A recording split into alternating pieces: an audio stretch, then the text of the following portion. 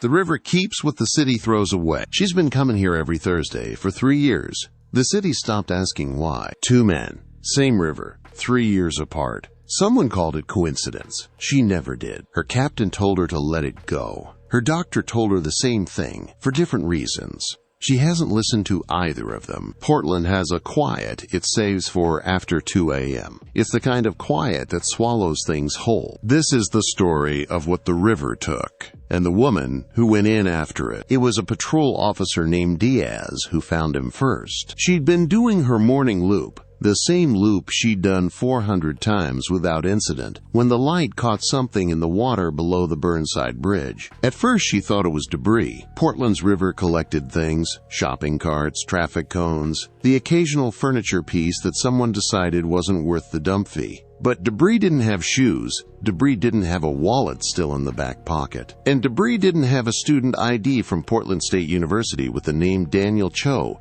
printed below a 22-year-old face that was smiling in the photo, the way people only smile when they don't know yet what's coming. The medical examiner would note, in dry professional language, that Daniel Cho's lungs contained river water. His blood alcohol level was 0.14, legally impaired, not incapacitated. His phone was never recovered. His shoes were tied. That detail, shoes tied, wouldn't appear in the official report. No one thought it was worth noting. But 3 years later, when Sandra Okafor read through the file for the 11th time, she would underline those 2 words with a red pen and sit very still for a very long time. Because people who lose their footing on wet bridge railings while drunk don't stop to tie their shoes first. They just fall. 3 years. That's how long Teresa Park had been waking up before sunrise and standing at that sink. Not because she couldn't sleep, though she couldn't, but because Daniel used to come home late, and her body had never unlearned the habit of listening for the door. The police had been thorough. She would give them that. They had interviewed Daniel's friends, reviewed the bar's security footage that showed him leaving alone at 11:52 p.m., walking north, and then simply disappearing from the frame. Accidental drowning, the report read, consistent with impaired judgment and proximity to the river. Teresa had read that report so many times that she'd memorized the punctuation. And every time she read it, the same question surfaced. If Daniel walked north from the bar, north, he was walking away from the river, not toward it.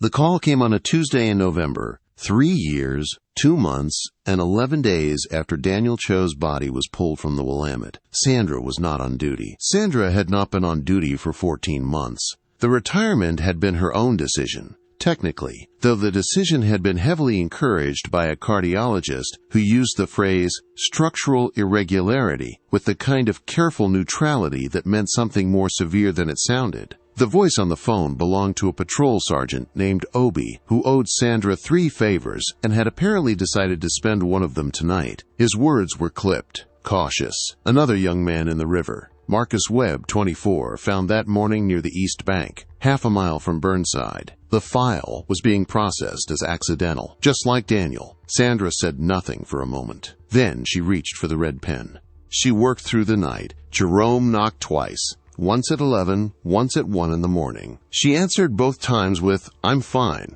which they both understood to mean she was not fine but had made a decision, and the decision was not negotiable. He left a sandwich outside the door. She found it cold at 3 a.m. and ate it standing up, still reading. By the time the window behind her curtains began to lighten, Sandra had found 4 points of overlap between the 2 cases. The approximate time of disappearance, the bar district's last known location, the absence of a recovered phone, and the shoes. Marcus Webb's shoes had also been tied. It was not in the official report. Sandra had called the attending officer directly, waking him at midnight, her voice leaving no room for irritation on his end. He'd confirmed it, with the groggy confusion of someone who hadn't thought it mattered. Sandra hung up. She sat down.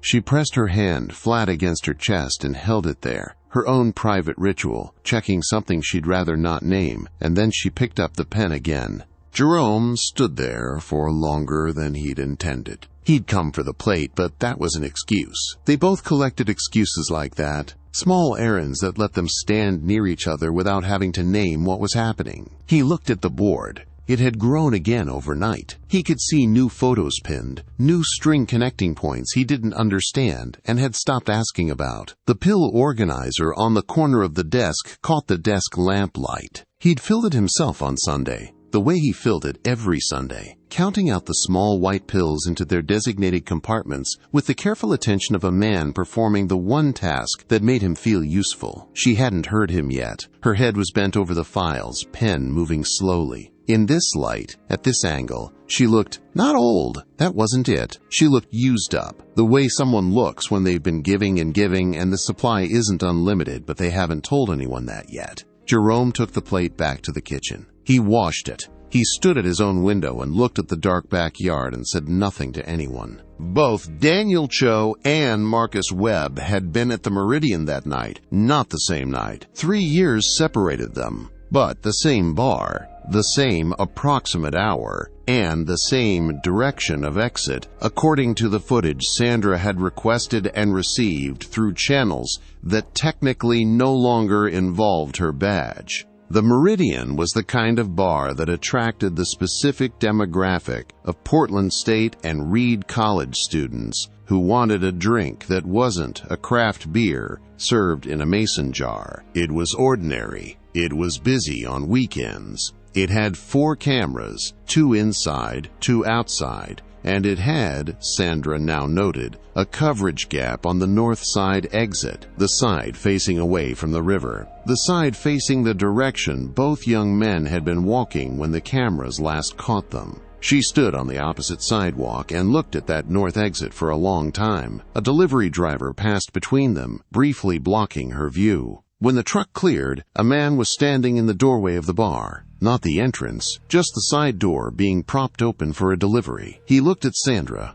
She looked at him. He looked away first. He went back inside. Sandra wrote down nothing. She didn't need to. Not yet. 3 years and the flyer was still there. Not because the university had forgotten to take it down. They had taken it down multiple times. Teresa Park had put it back up every time. Campus maintenance had eventually stopped removing it. There was no policy for this specific situation. A mother's grief that expressed itself through paper and tape, and a photograph of a boy who used to walk this exact path every Tuesday and Thursday between his 9 a.m. economics lecture and the coffee cart on the south end. Sandra had read Daniel's academic file. He was a second-year student, decent grades, no disciplinary record, no history of substance abuse beyond what any 22-year-old accumulates in a college bar district. His professors described him in the language professors use when they don't know someone well but want to be respectful of the dead. Engaged, promising, well-liked. His roommate had given a statement saying Daniel had seemed totally normal the day he died. Sandra had learned to treat the phrase totally normal as a category, not a conclusion. Totally normal meant nobody was watching closely enough. Teresa Park had agreed to meet without hesitation. That itself told Sandra something. 3 years in, and she was still saying yes to anyone who came to the door asking about Daniel. Some families closed after a certain point, sealed themselves against the repeated tearing open that came with every new conversation. Teresa had not closed. If anything, Sandra thought, she had become more permeable, more available to the grief, as if sealing it off would mean abandoning him entirely. The second boy, Teresa said, not a question. She'd already read Dev Anand's article in the Portland Underground, a digital publication that Sandra had not yet encountered, written by a journalist she had not yet met,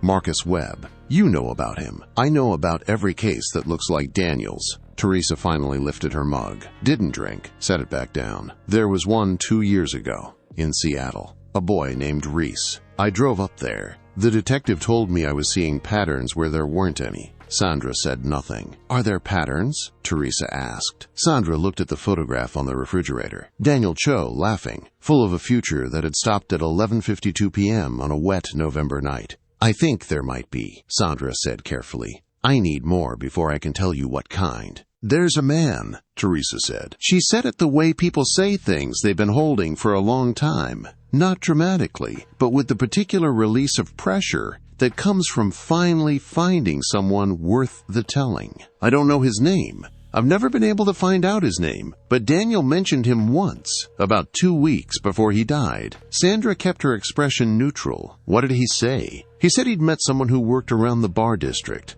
a man who was connected. Daniel's word. He seemed. Teresa paused, measuring, impressed. The way young men get impressed by older men who seem to know how things work, who seem to have access to things. Did he describe him? Tall, well-dressed for the neighborhood. Daniel said he offered to get him into some private event, a party or, I don't know. Daniel thought it was exciting. Her jaw tightened. I told him to be careful. He laughed and said I worried too much. The refrigerator motor clicked on. The hum filled the silence between them. Sandra wrote 2 words in her notebook, connected and access. Then she underlined both. Sandra walked the route, both routes, the one the cameras had caught and the one they hadn't. She started at the Meridian's front entrance, walked north to the edge of the camera's field, then turned and looked back. The gap in coverage was approximately 40 feet of sidewalk, not enough to be suspicious on its own. Cameras had gaps. It was a consequence of budget, not conspiracy. But 40 feet was enough. 40 feet. At 11:52 p.m. on a wet November night, with a person who knew the gap was there. That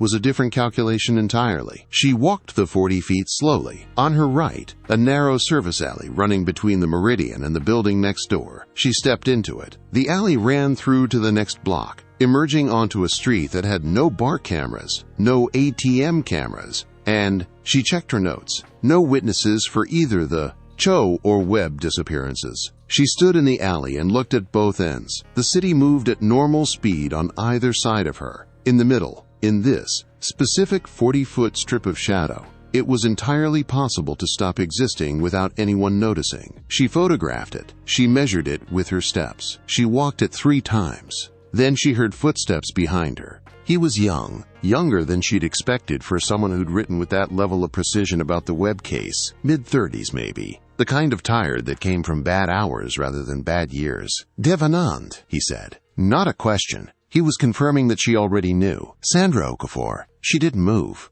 I know who you are. He lowered his hands. 12 years in organized crime before you moved to homicide. Retired 14 months ago. You closed the Briggs case in 2019, which everyone said was impossible. A pause. And you're currently standing in the only piece of this block that the cameras can't see. So are you. A beat. He almost smiled. Stopped himself. I've been working the Webb case for 6 weeks. Before that, Daniel Cho for 2 years. Before that, he reached into his bag and produced a folder. There's a third one. 18 months before Daniel, a kid named Aaron Fleiss, also PSU, also the Waterfront District, also officially an accident. He held the folder out. I think you should see this. Sandra looked at the folder, then at him. Then she took it. Devanand had come to the Meridian every Tuesday for 6 weeks. Not to drink. The manager, a tired man named Patrick who had cooperated with local press before and understood the implicit economics of the relationship, let him sit at the bar on Tuesday afternoons when the place was empty and the footage archives were accessible on the office computer. He'd been through the Webb footage 40 times. The Cho footage, which he'd obtained through channels he preferred not to detail in print, perhaps 60. What he had was this. Both young men had interacted with an individual near the bar's north exit between 11:30 and midnight. The interaction was brief. The individual was careful about angles, always positioned so that the camera caught only a partial silhouette. Tall, well-dressed relative to the crowd. Not irregular. The interaction didn't look like a confrontation. It looked, in both cases, like a conversation. Something offered, something considered. Both young men had walked away from that conversation heading north, into the camera gap. The individual had walked in the opposite direction, back into the bar. Back into the noise and the crowd and the plausible deniability of a busy Friday night. Dev had spent 6 weeks trying to find a frame, just one, that showed a face. He hadn't found it yet, but he was becoming increasingly certain that when he did, it would be a face he'd seen before, somewhere ordinary, somewhere he'd looked at without looking. 3 men, Aaron Fleiss, Daniel Cho, Marcus Webb, ages 21, 22, and 24. All students or recent graduates, all at the Meridian, within the 18-month window that bracketed their disappearances, all found in the Willamette. All officially accidents. She cross-referenced what she had. The pattern held with a consistency that made her stomach tighten. The time window between 11 p.m. and 1 a.m., the north exit, the camera gap, the absence of a recovered phone in 2 of the 3 cases, the shoes. Always the shoes. She added what Teresa had told her. A man, connected, access to things. Impressive to a 22-year-old who didn't know yet what impressive men could cost. She thought about Dave Anand and his 60 viewings of the security footage. She thought about the partial silhouette he'd described, careful about angles, always positioned. That kind of camera awareness wasn't accidental, that was practiced. That was someone who had learned, perhaps through experience, exactly where the blind spots were. She picked up her phone, put it down, picked it up again, dialed Dev's number, which he'd given her in the alley, with the particular eagerness of someone who'd been working alone for too long. He answered on the first ring. "The Fleiss case," she said, without preamble. "His shoes. Were they tied?" Silence on the other end, long enough that she thought the call had dropped. Then, "I don't know, but I know how to find out." Friday nights at the Meridian followed a pattern that had not changed in years. The crowd peaked between 10 and midnight. The north exit saw its heaviest traffic between 11 and 1, when the more committed drinkers stepped out for air or for the walk home they'd been putting off. The cameras ran continuously. The gap in coverage remained exactly 40 feet. No one standing on the street that night would have noticed anything unusual. The bar was loud. The crowd was young. The rain had stopped 2 hours ago and left the cobblestones clean and reflective, so the whole street had that particular post-rain brightness that made everything look slightly more cinematic than it deserved. No one noticed the still figure at the edge of the frame. Why would they? A man standing quietly on a public street is not an event. He was not pacing, not approaching anyone, not speaking. He was simply watching, learning the rhythm of the door, the timing of the crowd, the exact moment each Friday when the north exit filled and then emptied and the alley beside it went briefly, usefully dark. He had been watching for a long time. He was very good at it. Aaron Fleiss had been 21 years old, a first-year graduate student in urban planning, a discipline that, Sandra noted with the particular awareness of a detective, meant he understood how cities worked, how foot traffic moved, how cameras were positioned, and why. He was not the kind of young man who wandered drunk into rivers. He was the kind who mapped the drainage systems of the neighborhoods he walked through for class assignments. Dev had confirmed it at midnight, his voice tight with the particular energy of someone who has just found the piece that makes everything worse. Aaron Fleiss's shoes had been tied. The attending officer from 18 months ago had confirmed it after Dev spent 40 minutes tracking him down through 3 different phone numbers. The officer remembered because he'd thought it was strange too. But he'd been a second-year patrol officer writing his first drowning report, and strange didn't have its own checkbox on the form. 3 young men, 3 sets of tied shoes, 3 phones that were never recovered, 3 officially closed files sitting on Sandra's desk at 5 a.m.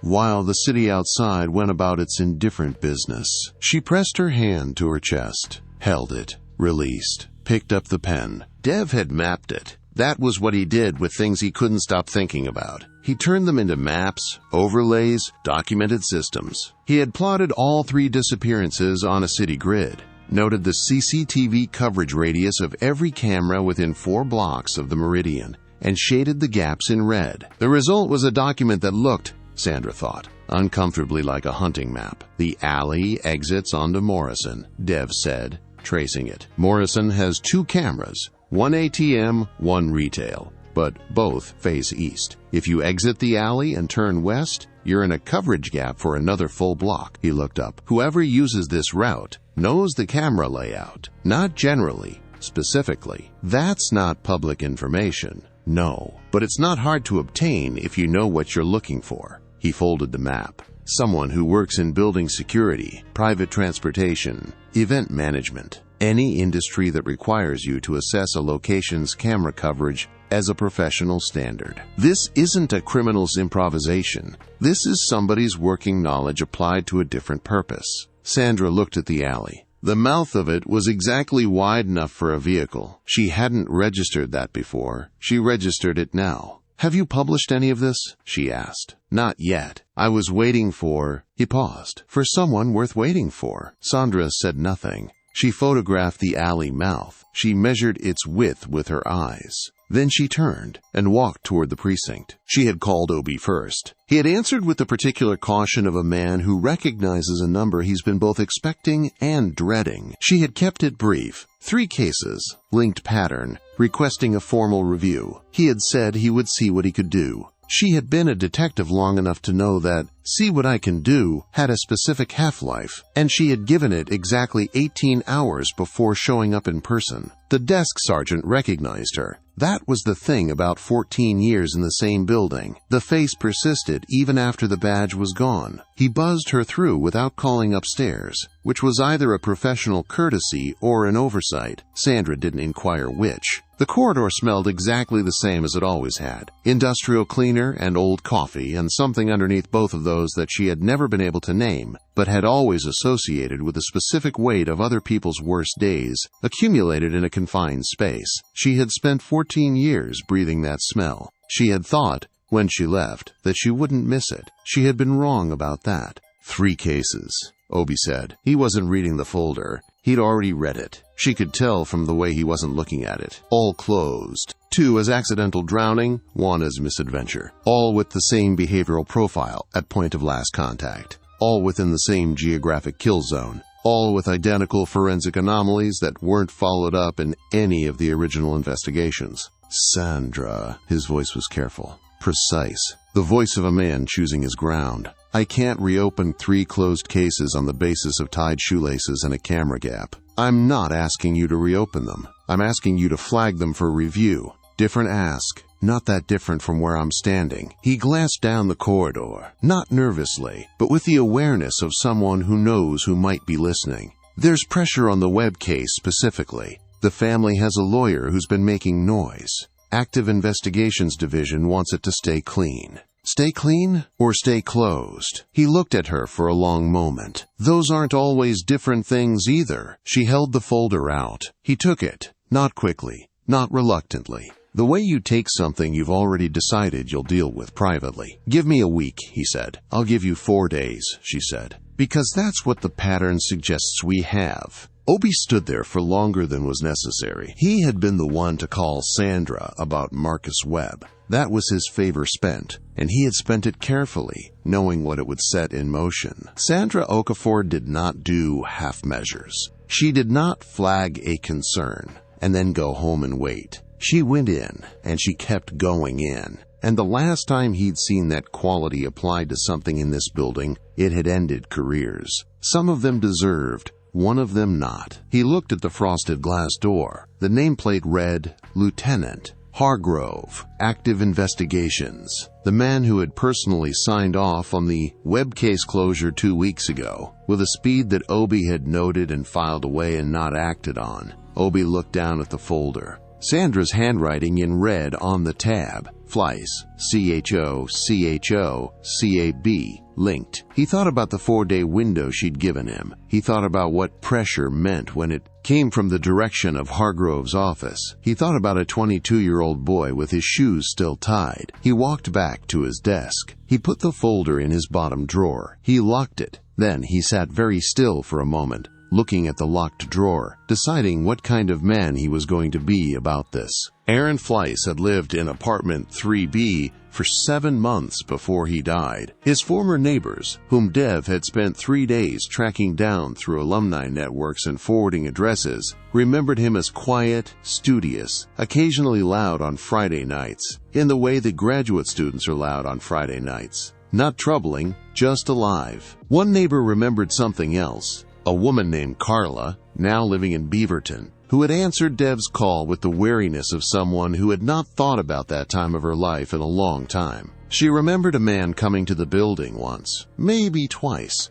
asking for Aaron at the front buzzer. She'd seen him through the lobby window, tall, dressed well, she'd said, like someone going to a work event, not a bar. She didn't know if Aaron had let him up. She hadn't thought anything of it at the time. Dev wrote it down. He wrote down everything. even the things that were thin, even the things that could be nothing. He had learned, in 2 years of working cases that the official record had decided were over, that the things that could be nothing were sometimes the only things that turned out to be something. He looked at the dark window of 3B. Somewhere inside that building, Aaron Fleiss had made the decision to go out that night. Dev wanted to understand when that decision had been made, and whether Aaron had made it freely. Patrick had been managing the Meridian for 9 years. He knew his regulars by drink order. He knew which nights drew which crowds, and which crowds needed watching, and which could be trusted to self-regulate.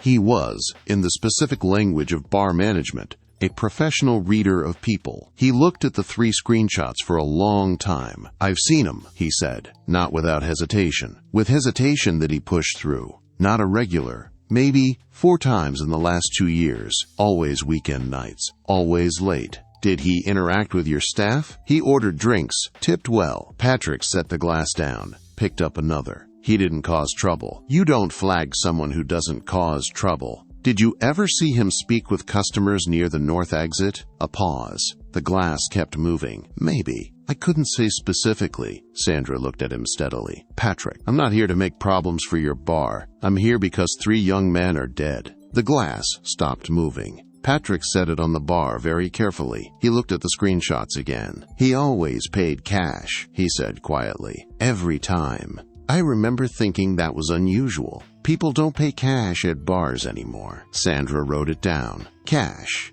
No card record. No name attached. Deliberate as the camera angles. Deliberate as the shoes. Deliberate as everything about this man who was not yet a name. She had a composite, not a face, a shape. A behavioral signature. A set of deliberate habits. A profile built from the negative space left by a man who had been very careful to leave as little as possible. Tall, well-dressed in a professional register that read as legitimate. Not flashy, not threatening, nothing to flag. Cash only, camera aware. Familiar with building access in the neighborhood, possibly through professional exposure. Able to approach young men in a crowded bar without triggering alarm, which meant either charm or the appearance of authority or both. Known to at least 1 victim, possibly more, prior to the night of contact. Connected, in whatever sense a 22-year-old uses that word when he's impressed. And operating, Sandra thought, within a system rather than alone. The camera coverage knowledge was too precise for individual research. The method was too consistent across 3 victims and at least 18 months to be improvised. Someone had either built this or been built into it. She added 1 more card to the board. She wrote 2 words on it, not alone. She pinned it above the blank red circle. Then she turned off the lamp. She didn't go to bed. She sat in the dark and let the board exist in the dark with her, the way she let all hard things exist when she needed to think about them clearly, without the comfort of light, suggesting that clarity was close. Jerome had stopped asking her to come to bed, not out of defeat, out of the specific understanding that comes from 31 years of sleeping next to the same person. He knew the difference between Sandra stuck and Sandra working. This was working. The working looked, from the outside, like a woman sitting in the dark, doing nothing. But Jerome had watched her work long enough to know that some of the best detective work he'd ever witnessed had looked exactly like this. Like stillness, like waiting, like a lamp turned off on purpose. What worried him was the other thing. The thing that had been worrying him for 14 months, since the cardiologist had used the phrase structural irregularity in the careful tone of a man describing something with more precise language available to him that he had chosen not to use. The pill organizer. The way she pressed her hand to her chest. The way she'd been breathless last Tuesday climbing the stairs. He'd heard it. She didn't know he'd heard it. He stood in the doorway for a long time. The city glow through the curtains shifted slightly as clouds moved across the ambient light. He wanted to say, "Come to bed, Sandra. The case will still be there in the morning." He said nothing, because he knew what she would say, and he knew she would be right. And because there was a part of him, the part that had married her for exactly who she was, that understood that asking. Sandra Okafor, to stop before she was finished, was asking her to be someone else entirely. He turned off the hallway light. He went to bed. He left the door open. Dev had found it at 2 a.m., the way he found most things, by following money through public records with the specific patience of someone who has learned that the truth is almost always financial before it is anything else. Marcus Webb's last known employer had been a catering company that operated primarily through private event contracts. Dev had pulled those contracts, public filings, vendor registrations, and cross-referenced the event security subcontractors listed across Marcus's final 8 months of employment. 3 different security firms. 2 of them large, regional, unremarkable. 1 of them small, Pearl District. 2 principals, Gabriel Thorne and Lena Cross. T&C Security Solutions. He had then run the same search against Aaron Fleiss's graduate school consultancy work Fleiss had done. Urban planning assessments for 2 private development firms in his final year. Both firms had used T&C Security for site assessment services. He had not yet found a direct T&C connection to Daniel Cho, but he had found something adjacent. A private event that Daniel had attended 6 weeks before his death. A rooftop fundraiser in the Pearl District where the event security vendor was listed as T&C. 3 victims. 3 separate, legitimate, professionally mundane points of contact with the same security firm. Dev stared at the screen and felt the particular cold of a pattern becoming visible. Not warm,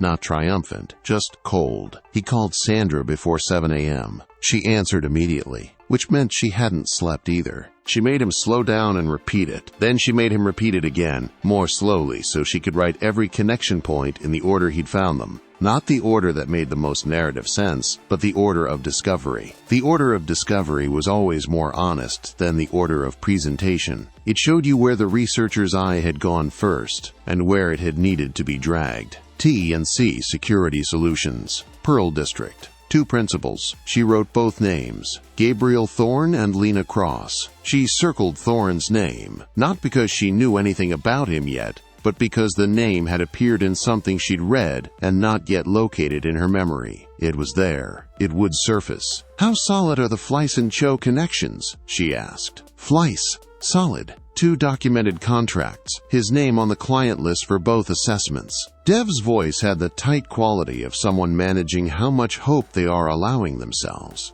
Cho is thinner. 1 event. 6 weeks out. His name isn't on anything. He was a guest, not an employee, but he was there. Does T&C have any record of incidents, complaints, regulatory filings? Nothing. Clean as glass.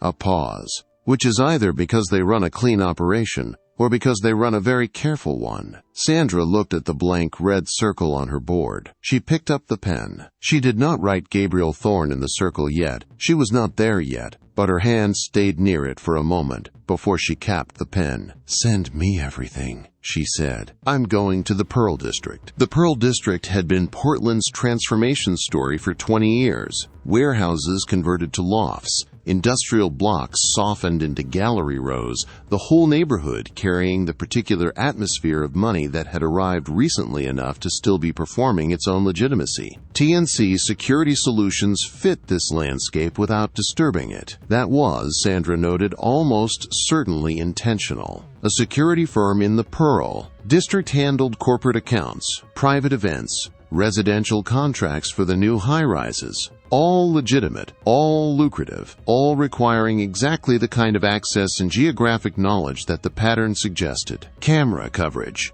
building access, event logistics, the professional vocabulary of someone who moved through Portland's private spaces with a legitimate reason to map them. She watched the building for 20 minutes. 2 people entered, 1 in a delivery uniform, 1 in business casual. A client or contractor, not notable. 1 person exited. A woman, mid-40s, dark blazer, moving with the deliberate efficiency of someone between tasks. Sandra photographed her without raising the phone. The camera angled from her coat pocket. Later, against the company's public registration filing, the photo would confirm Lena Cross, no sign of Thorne, but the black SUV in the lot had not moved in the time she'd been watching. He was either inside, or the car was there to suggest he might be. Sandra uncapped her pen. She wrote 1 note. Cross is visible. Thorne is not. She underlined the second sentence twice. Lena Cross had built the operational side of T&C from a single contract 7 years ago. She had come out of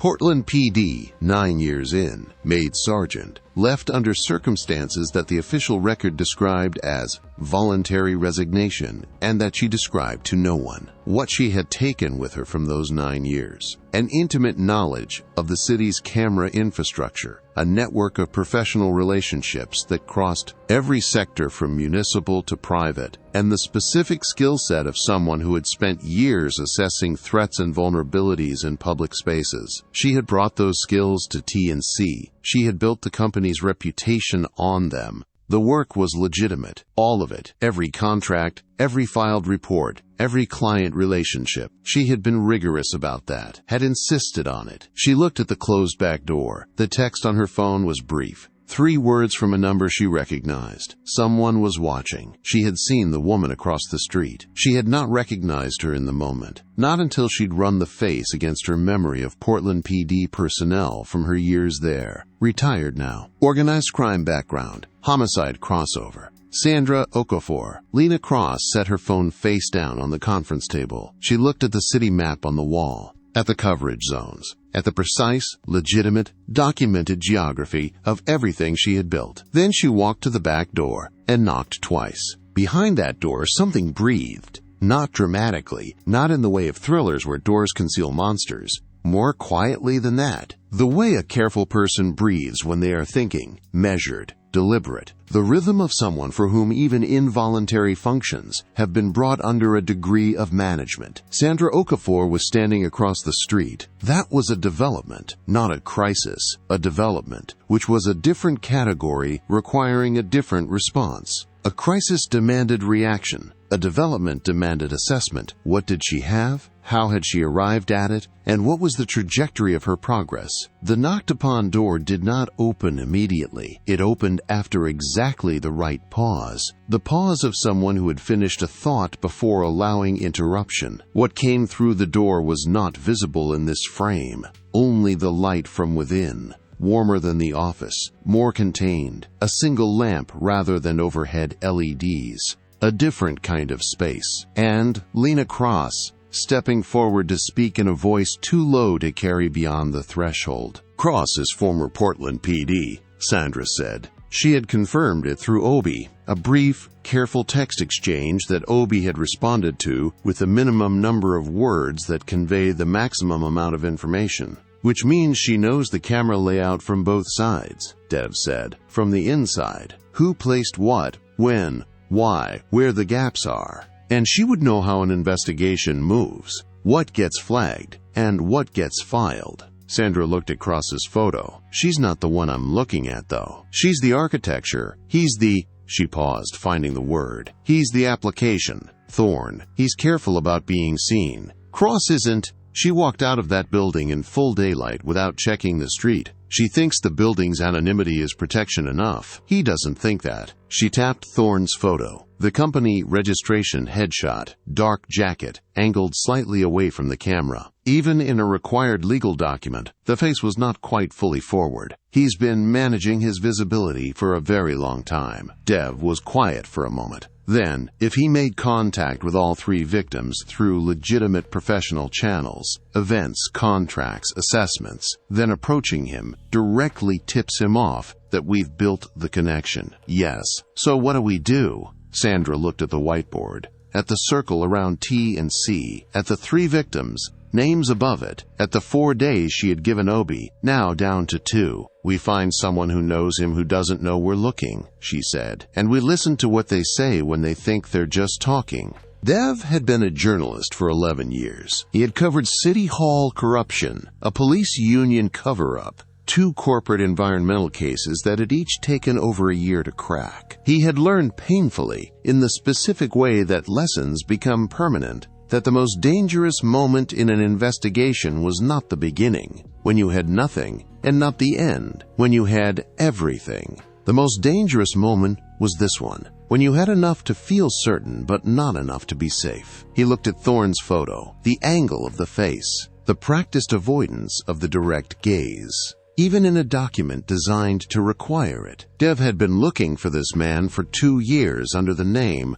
Unknown Individual Meridian Bar. He had a name now. a company, an address, a face that was almost a face. He thought about Aaron Fleiss coming home from a graduate seminar, finding a professionally dressed man at his building's buzzer. He thought about the calculation a 21-year-old makes when an older, confident, well-dressed man presents himself as connected to something worth being connected to. The specific vulnerability of young ambition meeting performed authority. He thought about what had happened in that 40-foot camera gap. He didn't let himself think about it for long. He had learned that too, the discipline of not imagining the specific things you cannot yet prove and will not help by imagining. He picked up his pen. He wrote one question in the notebook and underlined it. Who else has he approached that we haven't found yet? He stared at it. Then he wrote underneath, and how many of them are still alive? She stood on the bridge where Teresa Park stood every Thursday. She wanted to understand the geography from this angle, from the place the water arrived, rather than the place it was departed from. The river moved below her without urgency. It had no relationship to the things that had happened in it. That was the hardest thing about water as a crime scene. It had no memory,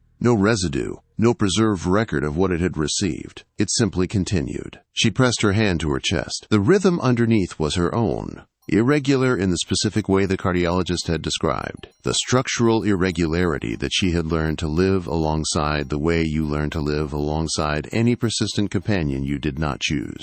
She had 2 days before Obi's window closed. She had a name, Thorn, and a company, and a pattern that was solid enough to feel like something and thin enough to collapse under direct legal pressure. She needed a witness, not a document, not a camera frame, not a cross-referenced contract. A person who had been in a room with Gabriel Thorne and remembered something that mattered. She looked at the water. 3 young men had come to rest here, not by choice, not by accident, but by the deliberate decision of someone who had looked at them and calculated that they could be made to disappear without the world noticing too carefully. The world had noticed. Sandra had noticed. She was still noticing. The city lit itself around her and she stayed on the bridge until the last of the daylight was gone. This was the first time we saw his face clearly, not through a bar camera's partial frame, not as a silhouette at the edge of a street shot, not as a description assembled from 3 separate memories.